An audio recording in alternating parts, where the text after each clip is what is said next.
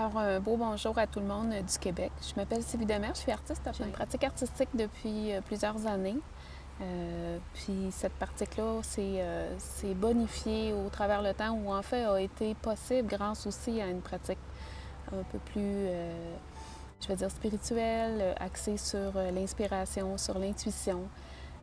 Dans les derniers jours, ce que j'aime beaucoup faire, parce que la nature est magnifique ces temps-ci à l'automne, je marche quotidiennement avec mon chien, puis avant de partir, je me donne une intention d'observation, d'être dans le moment présent, de me laisser, dans le fond, guider par la nature, de garder en tête ce mindset-là, d'être dans le moment présent, d'être ici maintenant, de garder mon focus vraiment sur la nature. Donc avant de partir, souvent, je vais me donner un thème. Dernièrement, ça a été, dans le fond, toutes les couleurs d'une même espèce d'arbre. Par exemple, le vinaigrier, c'est un arbre qui change vraiment de couleur de façon magistrale.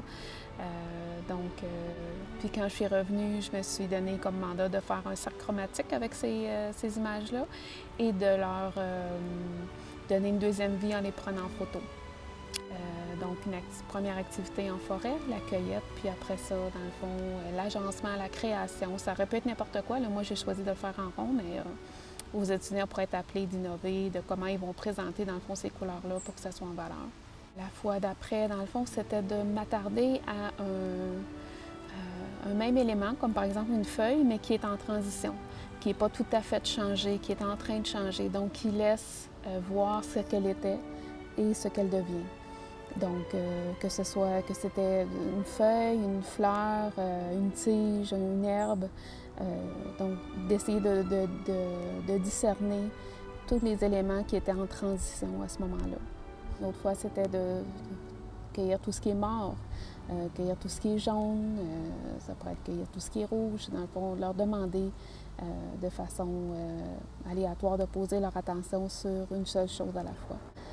Ça aide à être centré. Et ça aide aussi après ça à faire des réflexions sur la nature elle-même, comment elle change, comment elle transitionne et aussi ça nous amène à réfléchir sur nos propres processus comme êtres humains. Donc je vous souhaite une belle expérience avec vos étudiants puis au plaisir de se revoir, de se parler bientôt. Merci!